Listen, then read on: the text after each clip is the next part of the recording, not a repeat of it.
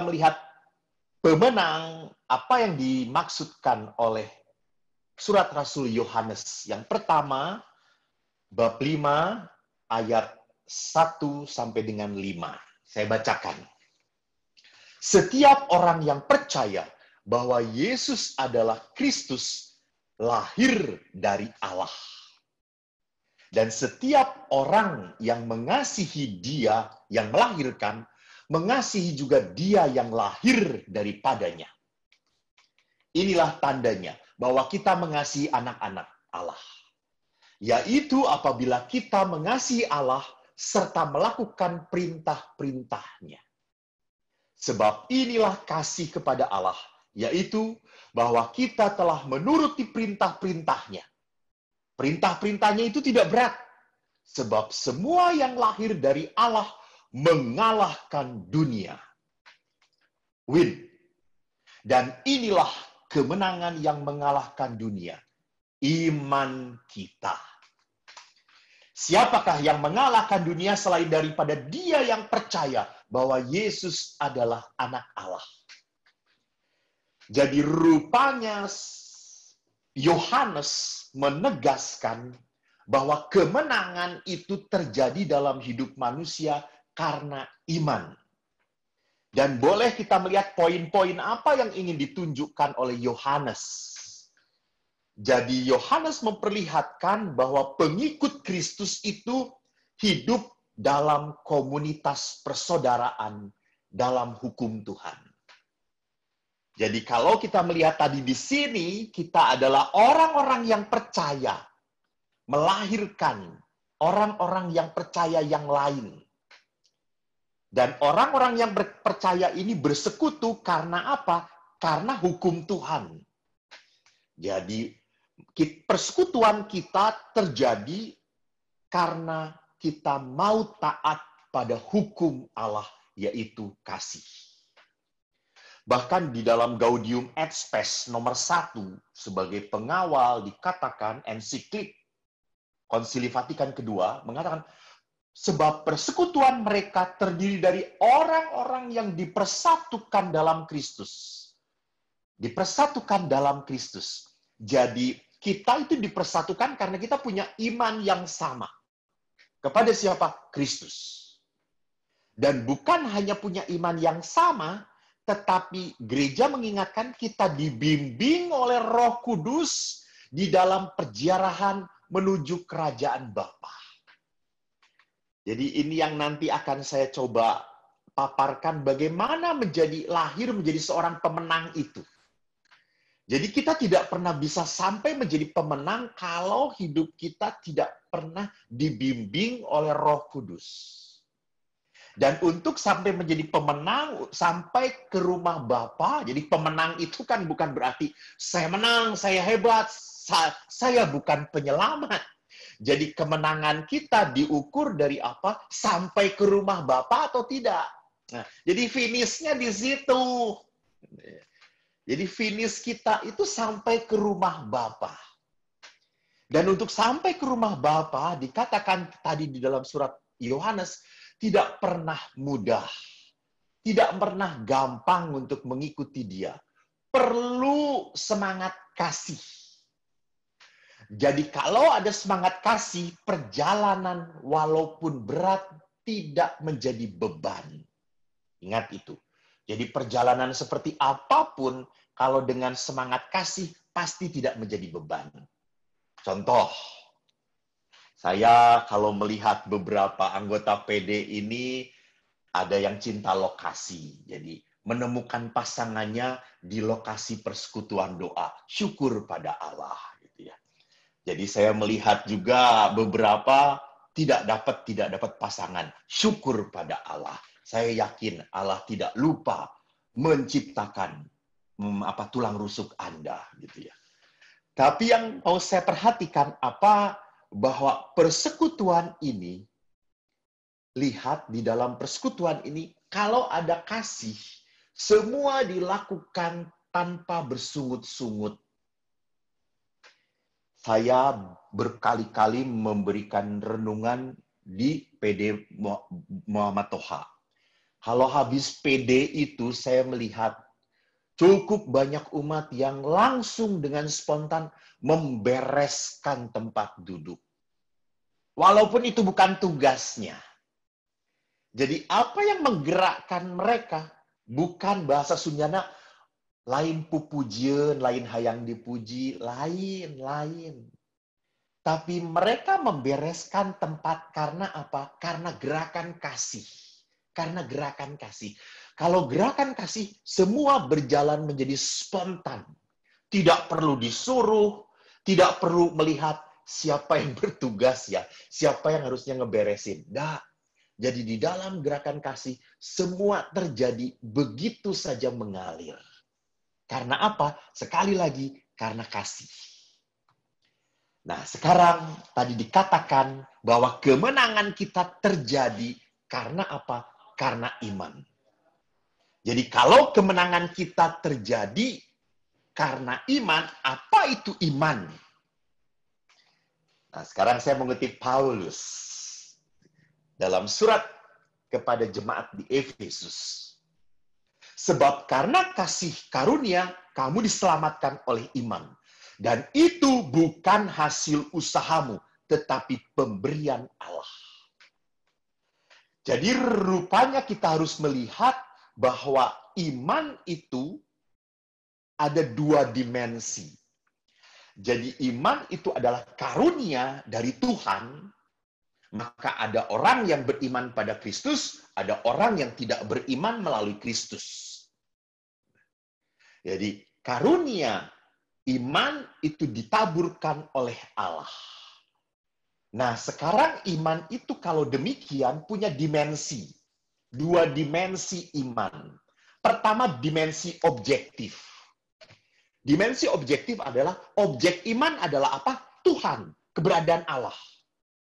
Jadi kita beriman karena kita ingin mengerti Allah. Dan bagaimana kita bisa mengerti Allah? Ya melalui firman-Nya. Dan Allah itu sungguh hadir, jelas, tuntas, tegas dalam pribadi Yesus. Maka Yesus sendiri mengatakan apa? Barang siapa melihat aku, ia melihat Bapa. Ini purna, tuntas, selesai. Bahwa kita kalau mau tahu Allah secara benar, tepat, sungguh adalah lewat Yesus. Maka kebenaran, objektif, iman tidak pernah salah. Kenapa? Karena ini dari Allah. Itu objektif. Jadi kita harus patuh pada kebenaran itu. Patuh kepada apa yang dikatakan kitab suci dan tradisi gereja. Maka sebagai seorang Katolik, kita harus patuh apa yang dikatakan yang beredar dalam tradisi. Tradisi mengatakan kita harus menghormati Bunda Maria. Tradisi mengatakan bahwa Maria itu suci, kudus, tak bercela. Kita patuh pada tradisi. Kita patuh pada tradisi bahwa Roh Kudus itu sungguh pembimbing kehidupan manusia sampai pada kebenaran, sampai kepada kemenangan. Patuh. Itu tradisi yang mengajarkan kita. Jadi kita tidak pernah boleh mempertanyakan objek iman. Objek iman selalu benar. Dan yang kedua, iman itu subjektif. Karena apa? Berhubungan dengan penghayatan, pengalaman setiap pribadi. Nah, di sini pengalaman setiap pribadi bisa berbeda-beda. Penghayatan imannya pun berbeda-beda. Maka ada orang yang biasa-biasa saja, gitu ya, asal jalan. Contoh kan, sekarang itu sedang banyak sekali misa online. Misa online. Saya kalau melihat beberapa umat yang share bagaimana mengikuti misa online, beberapa itu tidak ikut misa online. Beberapa itu nonton misa. Masa ikut misa sambil tiduran gitu ya, sambil makan permen, ambil kacang, kalau capek minum ke WC bolak-balik ngobrol, itu sih bukan ikut misa gitu ya. Itu sih nonton misa. Maka apalagi ada beberapa umat yang aneh gitu, mengikuti misa, dia pas ngikut misa, temennya dia tanya di WA, lu ngikut siapa? Gue ngikut Monsinyur Anton. Lu ngikut siapa? Gue ngikut Jakarta. Aduh, Monsinyur Anton mah cepet, lihat khotbahnya cepet, singkat, padat, enakeun, menarik. Ini yang di Jakarta khotbahnya udah nggak jelas, panjang kemana-mana. Yang gue pindah pindah gitu. Naon misa online pipindahan gitunya, tebale gitu ngarana gitu. Jadi di situ lihat bahwa di dalam penghayatan iman itu berbeda-beda. Ada orang yang sungguh kusuk mengikuti sehingga apa? Tersentuh. Sehingga merasa apa? Sungguh merasa bahwa dia berjumpa dengan Allah. Ada orang yang merasa biasa-biasa aja. Ya itu berdasarkan penghayatan imannya. Jadi penghayatan iman itu bisa berbeda-beda karena apa? Subjektif. Subjektif. Contoh, saya ingat sekali penghayatan iman saya. Waktu saya mau pergi diajak ziarah ke Yerusalem. Wah, sudah senang sekali. Tahun berapa ya saya ke Yerusalem pertama? 98 kalau nggak salah. Pada saat kerusuhan itu. Saya 98 ke Yerusalem pertama. Aduh, saya sudah membayangkan. Aduh Tuhan, terima kasih. Pasti nanti saya berdoa kusyuk banget. Kusyuk Tuhan. Tiba-tiba pada saat kita mau jalan salib, wah umat semangat. Saya memanggul salib, saya memanggul salib. Mereka mau memanggul salib kalau di Yerusalem, tapi dalam hidup sehari-hari mah nggak mau manggul salib, kurang ajar pisan kata saya tuh. Kalau di Yerusalem supaya dipoto, ini tuh di Yerusalem, jadi panggul salib. Sok, mangga, cek saya silakan. Pastor mau manggul salib enggak? Saya ngelihat Anda aja sudah tersalib kata saya itu. Jadi mereka semangat memanggul salib. Saya pun karena ini pengalaman pertama gitu ya, saya terharu. Tapi pada saat masuk peristiwa demi peristiwa kita masuk pasar, makin susah saya merasakan bagaimana penderitaan Yesus. Apalagi di salah satu perhentian, percis sekali berhenti di tempat yang jualan daleman perempuan. Jadi kita menghormati, mari kita bersembah sujud. Di situ kita lihat celana dalam laki-laki, celana dalam perempuan. Lalu bapak-bapak ngomong, pastor kita harus menyembah mana Allah, menyembah mana we, tenanawan lah, terserah aku mau bapak we, cek saya teh gitu. Jadi ini penghayatan. Jadi jangan pernah berpikir kalau saya datang ke tempat Yesus, saya akan lebih menghayati. Belum tentu. Belum tentu. Jadi penghayatan itu masalahnya adalah apa? Masalah kehangatan, masalah relasi. Jadi kalau orang yang hanya tertidur karena dia sakit, dia bisa berdoa khusyuk. Dia bisa merasakan jamahan Tuhan kalau relasi dia mendalam dengan Tuhan. Tapi sebaliknya, walaupun dia ke Yerusalem, ke tanah suci berpuluh-puluh kali, tetapi kalau dia tidak punya relasi yang mendalam dengan Tuhan, dia tidak melakukan ziarah. Dia hanya jalan-jalan doang. Jadi di situ letaknya tentang apa? Tentang subjektif dari iman. Jadi penghayatan iman itu memang bisa berbeda-beda. Nah sekarang, bagaimana kita bisa beriman yang benar, dibimbing oleh ajaran iman, ajaran Katolik. Jadi kalau kita mau berjalan dalam iman yang benar, pertama-tama dikatakan oleh Paulus kepada jemaat di Roma, iman timbul dari pendengaran. Dan pendengaran itu karena apa? Karena firman Kristus. Jadi iman itu timbul dari pendengaran.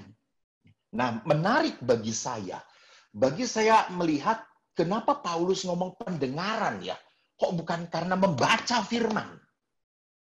Bukan karena apa yang Anda baca. Tetapi mendengar. Jadi rupanya sabda Allah itu dari zaman dahulu selalu berhubungan dengan suara. Jadi Paulus mau memperlihatkan apa?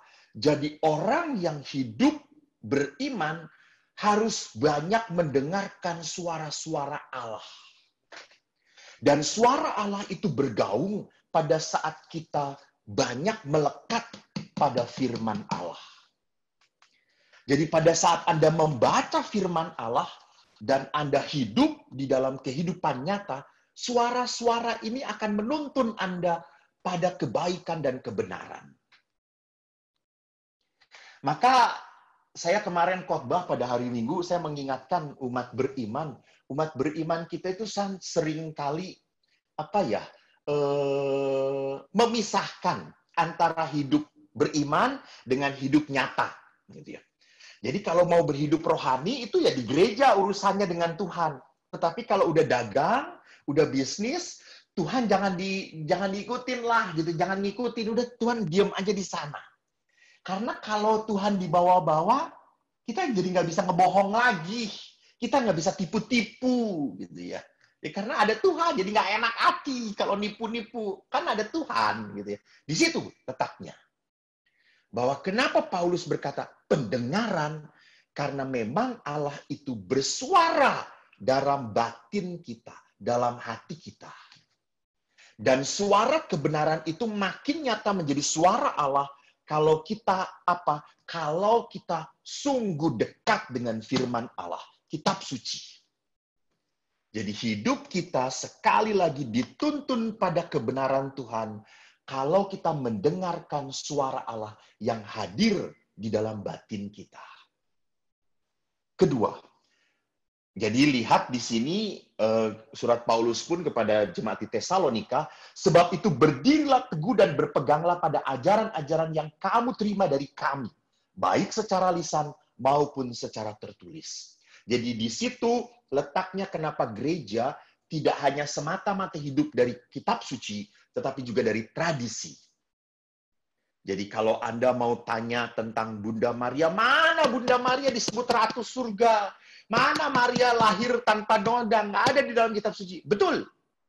Tetapi dalam tradisi, iman tentang Bunda Maria itu selalu ada dan dihidupi sejak zaman para rasul.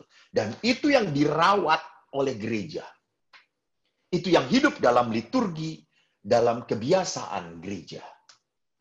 Yang kedua, bahwa bagaimana kita bisa mempunyai iman yang benar, kita mengetahui bahwa iman yang kita peroleh itu dari kasih Allah. Jadi Allah itu begitu mengasihi kita, sehingga kita itu diberi iman akan Kristus. Supaya apa? Supaya kita menjadi anak-anak yang diselamatkan oleh Kristus dan hidup seperti Kristus. Maka Bapak Ibu yang terkasih, iman kita hanya tumbuh kalau apa? Kalau mengandalkan kasih karunia Allah. Jadi iman itu bisa kering, betul. Iman bisa hambar, betul. Iman bisa tawar, betul. Bahkan iman bisa mati, betul. Nah, bagaimana supaya tidak hambar? Bagaimana supaya tidak kering? Bagaimana supaya tidak mati? Maka harus diberi nutrisi. Dan nutrisi itu adalah apa? Kasih Allah. Dan di dalam gereja Katolik, kasih Allah sungguh nyata melalui apa? Sakramen-sakramen. Terutama sakramen Ekaristi. Jadi, orang kenapa mati imannya? Orang kenapa mandul imannya? Kenapa kering imannya? Jadi, apa yang membuat iman itu terhambat? Jangan lupa waktu Yesus berbicara tentang penabur. Ada yang ditaburkan di batu, ada yang ditaburkan di semak berduri, gitu ya. Jadi jangan-jangan iman kita adalah iman yang ditaburkan di semak berduri. Jadi ada dosa, ada perbudakan, ada kelemahan badan kita yang mengekang hidup iman kita. Sehingga tidak pernah tumbuh, tidak pernah berkembang. Maka supaya berkembang apa? Kikis dosa itu. Lewat apa? Sakramen pengampunan dosa. Sakramen rekonsiliasi. Jadi sakramen adalah saat-saat manusia untuk merasakan kasih karunia Allah. Apalagi sakramen Ekaristi. Jadi saya berkali-kali Zoom selalu mengingatkan apa yang diingatkan oleh Bapak Paus. Terutama persekutuan doa Paulus ini, saya lihat banyak sekali anak mudanya juga. Jadi saya suka sekali persekutuan doa Paulus ini memang generasinya dari yang sangat senior sekali, saya ngomong tua, takut banyak yang nggak suka. Yang senior banget gitu ya. Lalu sampai yang muda, sampai anak-anak pun, saya ingat anak-anaknya Lian, itu masih aktif-aktif, mereka cikal bakalnya gitu ya, sudah rajin-rajin, mereka dalam tim penari dan seterusnya, ikut-ikut pujian, kadang-kadang ikut ribut juga, lari-lari, tapi ya sudahlah, itu cara mereka berdoa, kan namanya juga anak-anak gitu. Tapi mereka suka cita gitu ya. Jadi di dalam saya ngomong kepada anak-anak muda, tolong jangan terlalu mapan dalam misa online. Kalau gereja sudah dibuka, kita harus kembali ke misa yang nyata, the real mass. Allah itu ingin memberi makan kita. Allah itu akan memberi makan kita. Saya jamin, Anda suka misa online dan bertahan di misa online, jiwa Anda, iman Anda akan mati kering. Mati kering. Mungkin Anda misa online, pengetahuan tentang gereja, tentang hidup, tahu banyak, betul. Tetapi sukacita, damai sejahtera yang dihasilkan oleh Ekaristi, oleh tubuh Kristus, tidak Anda dapatkan. Jadi kita harus kembali kepada sakramen yang sungguh benar. Perjumpaan Allah yang utama dan pertama dan sungguh mendalam ada dalam sakramen Ekaristi. Itulah yang dikatakan oleh penginjil Yohanes. Barang siapa makan dagingku dan minum darahku, ia tinggal dalam aku dan aku dalam dia. Makan, saudara-saudara, makan, the real. Dikatakan, makan dagingku. Jadi bukan seolah-olah makan, bukan hanya makan dalam kerinduan, bukan hanya komuni batin, bukan. Di saat gereja sudah dibuka, Anda harus makan kembali makanan rohani itu. Karena di situ dikatakan oleh Yesus, aku tinggal dalam kamu. Jadi sungguh Yesus itu tinggal dalam aku kalau kita makan sakramen Ekaristi.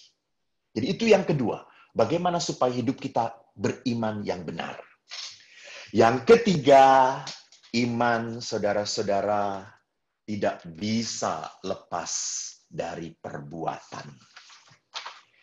Jadi iman yang benar hanya terbukti dalam perbuatan kasih. Jadi kata Yakobus mengatakan seperti tubuh tanpa roh adalah mati, demikian juga iman tanpa perbuatan adalah mati. Gereja bukanlah gereja yang narsis. Gereja yang asik sendiri. Bukan gereja yang hidup untuk diri sendiri. Tidak pernah boleh gereja hidup untuk dirinya sendiri. Sama. Persekutuan doa pun tidak pernah boleh hidup untuk persekutuan doa saja. Aneh. Sama, hidup kita pun tidak boleh hanya untuk diri kita sendiri. Bukan itu maksud Tuhan. Tuhan menciptakan ego bukan untuk ego. Tuhan menciptakan ego untuk yang lain. Untuk orang lain. Maka Tuhan pun memasukkan Anda dalam hidup persekutuan, bukan untuk hidup persekutuan Anda. Jangan. Jadi jangan Anda asik sendiri di persekutuan. Tidak boleh. Itu mati namanya. Itu iman yang tidak benar. Jadi persekutuan kita harus menghidupi gereja. Harus menghidupi gereja. Maka saya suka sekali bahwa persekutuan doa itu tunduk taat pada paroki. Benar itu, benar. Jadi jangan sampai mengatakan, kami persekutuan doa kok sudah hidup, tidak perlu lagi ada gereja, nggak apa-apa, kita diusir juga, kita bisa sewa. Aduh, kampret, bukan masalah bisa sewa atau tidak. Masalahnya di dalam gereja itu harus ada ketaatan. Ini yang penting. Ketaatan iman. Kalau gereja tidak taat, maka apa yang terjadi? Akhirnya nanti banyak sempalan-sempalan. Malah jadi terpecah belah. Karena tidak ada ketaatan. Jadi di situ lihat bahwa gereja itu adalah gereja yang bertindak. Gereja yang mau memberi pengaruh yang baik untuk orang lain dalam tindakan kasih. Saya seringkali melihat bahwa ada persekutuan doa, termasuk persekutuan doa Paulus pun bagi-bagi berkat.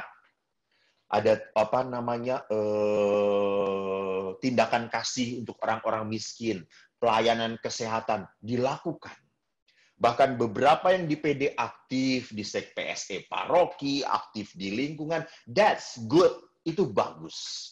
Jadi Anda memang Anda memang dipanggil untuk apa? Untuk memberi berkat pada yang lain dalam tindakan. Jadi jangan sampai anggota PD itu hanya senangnya PD terus. Jadi PD aja terus. No. Anda harus lihat bertindak. Iman itu tidak bisa diam. Iman itu harus mendobrak. Iman itu harus membawa kasih kemana-mana. Iman itu harus menyebarkan kerajaan Allah dimanapun. Dimanapun. Bahkan di tempat yang nggak enakan juga harus. Gitu ya. Anda mungkin merasa nyaman. Aduh, di PD tuh enak banget suasananya. Aduh, gue diterima banget. Aduh, at home deh. Okay, that's good. Oke, gitu ya. Tetapi jangan sampai Anda tidak bisa diutus ke tempat yang Tuhan mau. Jadi Tuhan itu seringkali menghantar ke tempat yang tidak enakan untuk kita. Memang itu Tuhan. Memang maunya seperti itu gitu ya. Tuhan memang kadang-kadang aneh-aneh. Ya benar gitu ya. Jadi sekarang kalau kita bagaimana hidup beriman yang benar tadi kita sudah ngomong, maka tidak pernah salah bahwa hidup beriman itu adalah hidup di dalam roh. Hidup diutus oleh roh. Saudaraku, saya tertarik untuk mengatakan ini. Pada saat saya menyiapkan, ada sebuah buku yang saya baca, lalu buku ini menghentak saya. Dia mengatakan, Yesus datang ke dunia bukan hanya membebaskan manusia dari kuasa dosa. Bukan hanya itu. Tetapi Yesus mau memasukkan manusia pada persekutuan kasih dengan Bapa. Jadi kalau kita hanya ditebus oleh Yesus, sudah dibebaskan dari dosa-dosa, akhirnya kalau kita tidak hidup dalam persekutuan kasih, kita dengan bebas berdosa lagi. Tetapi kalau kita ada di dalam persekutuan kasih, maka kita tidak pernah tega mengkhianati Allah. Kita tidak pernah tega untuk menyakiti hati Bapa. Karena apa? Karena ada kasih. Karena kita tinggal di dalam persekutuan kasih Bapa. Maka bagaimana kita masuk dalam hidup persekutuan dalam roh? Pertama adalah dikatakan oleh Yohanes. Namun benar yang kukatakan ini kepadamu. Nah ini, Yesus pun ngomong bahwa dia harus pergi supaya roh berkarya. Adalah lebih berguna bagi kamu jika aku pergi. Sebab jikalau aku tidak pergi, penghibur itu tidak akan datang kepadamu. Tetapi jikalau aku pergi, aku akan mengutus dia kepadamu. Jadi Yesus itu memang harus pergi supaya roh bisa berkarya. Supaya roh yang menghidupi Yesus, yang menguasai Yesus, jangan pernah lupa Yesus waktu dibaptis juga Roh Kudus turun atas Yesus. Maka roh yang sama pun dibiarkan oleh Yesus mengalir dalam hidup kita. Maka bagaimana supaya manusia hidup di dalam roh? Pertama, bahwa kita harus berani bergerak dari banyak perkara ke arah kerajaan Allah. Kita harus menjadi pribadi yang membebaskan diri dari dorongan-dorongan dunia dan telah mengarahkan pada satu hal yang lebih mulia, lebih baik, lebih berkenan kepada Allah. Itu yang tadi dikatakan oleh Voldy. Mari kita duduk seperti Maria. Dalam Injil Lukas bab 10 ayat 38-42 persis saya mengambil Maria dan Marta. Yesus mengatakan, Maria telah mengambil hal yang paling baik untuk hidup dia.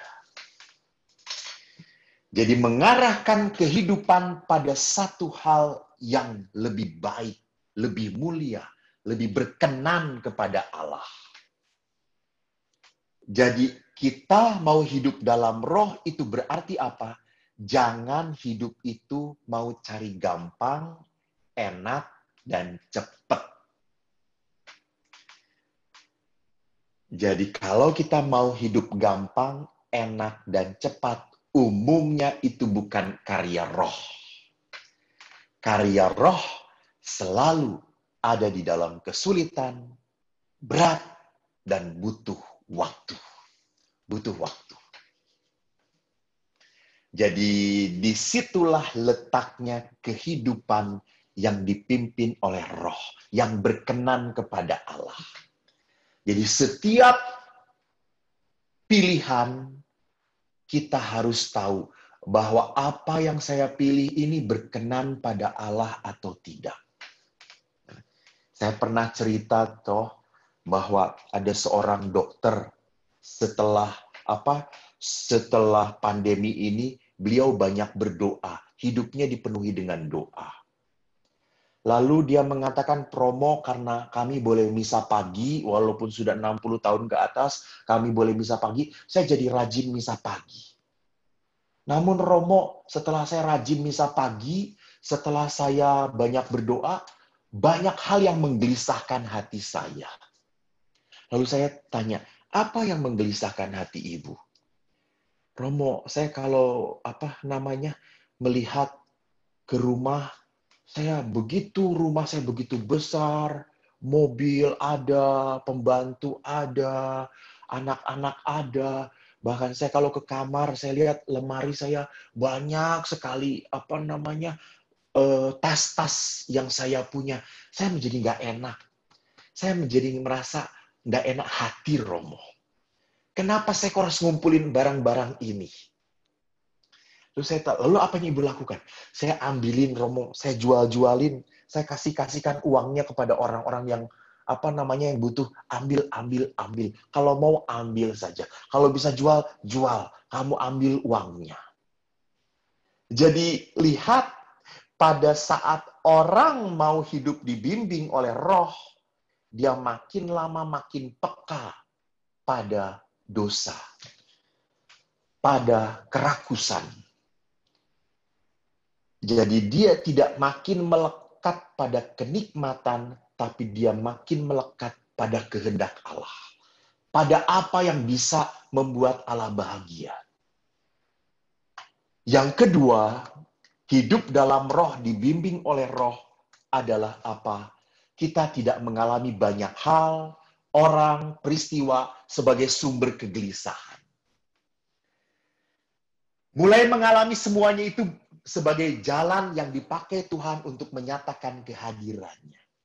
Jadi kalau kita mau hidup dalam roh, jangan jadi orang yang cepat gelisah, kecewa, tersinggung karena sikap orang lain. Nggak perlu.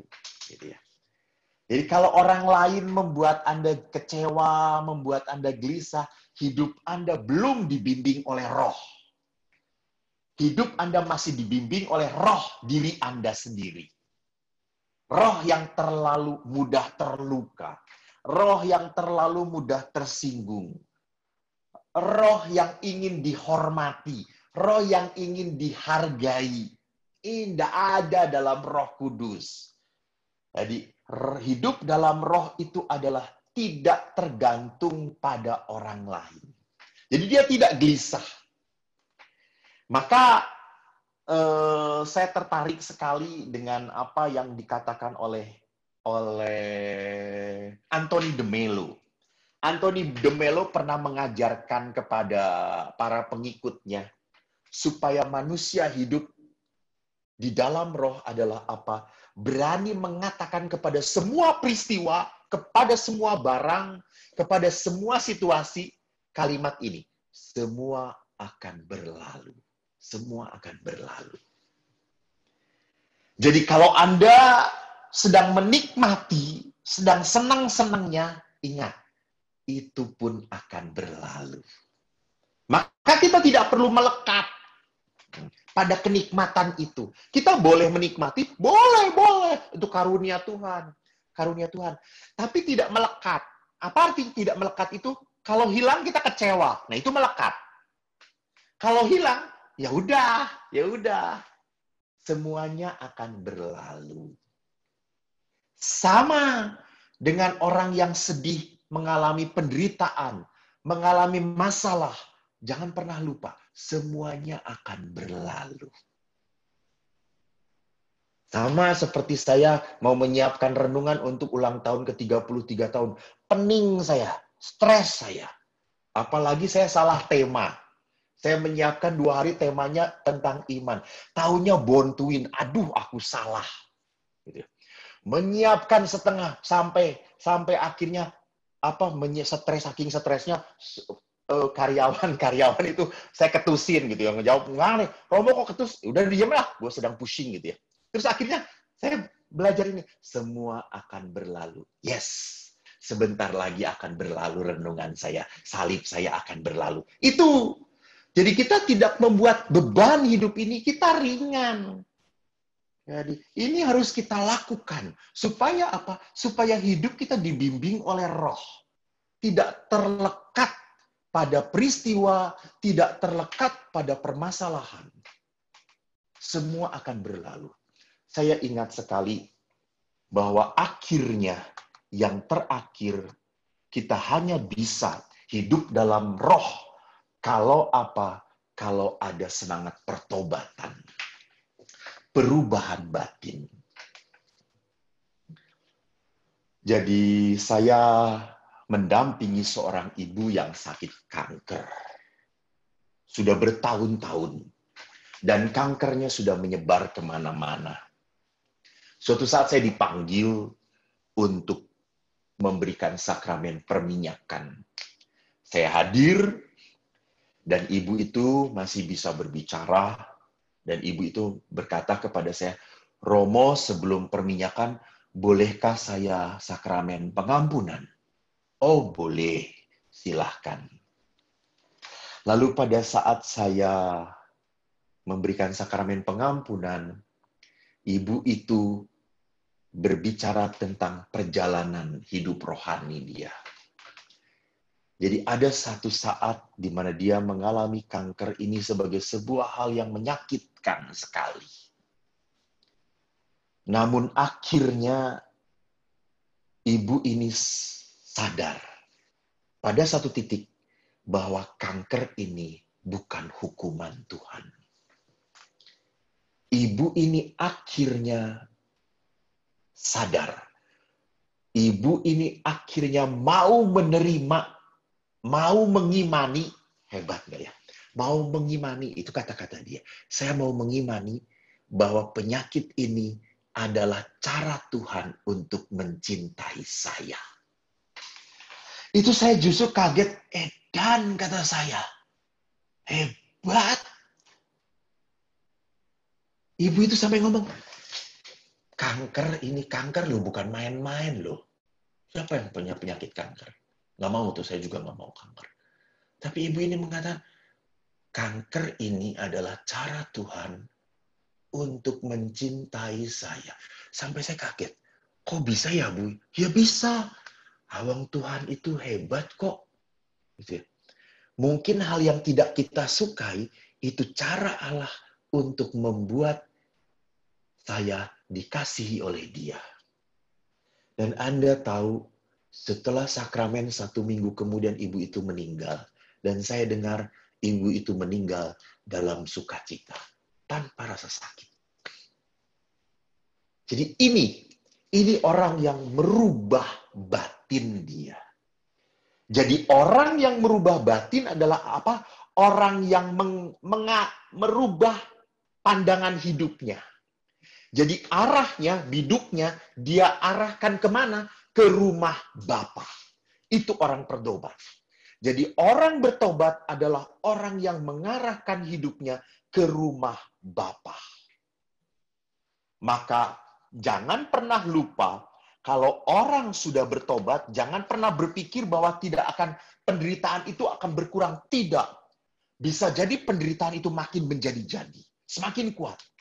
Tapi jangan pernah lupa bahwa kemiskinan, penderitaan adalah jalan Tuhan untuk memurnikan kita supaya kita sampai ke rumah Bapa. Matius pun berkata, karena sesaklah pintu dan sempitlah jalan menuju kepada kehidupan. Ingat kalau Yesus ngomong kehidupan itu bukan dunia saja loh, bukan dunia saja, bukan dunia melulu. Yesus mau ngomong hidup itu pasti sampai kekal dan sedikit orang yang mendapati jalan untuk sampai kehidupan kekal. Jadi saudaraku yang terkasih, akhirnya saya mau mengatakan apa? Inilah menjadi orang pemenang. Hidup dalam roh. Sehingga pada saat hidup dalam roh, hidup kita terarah ke rumah Bapa. Kita, kalau hidup terarah ke rumah Bapa, kita mau terbuka kepada rahmat kebaikan Bapa. Dan orang yang hidup dalam roh, orang yang menang, dimenangkan oleh Tuhan, adalah orang yang hidupnya lebih mau melihat bahwa dalam hidup ini begitu banyak sekumpulan berkat daripada sekumpulan masalah dan musibah dalam hidup Anda.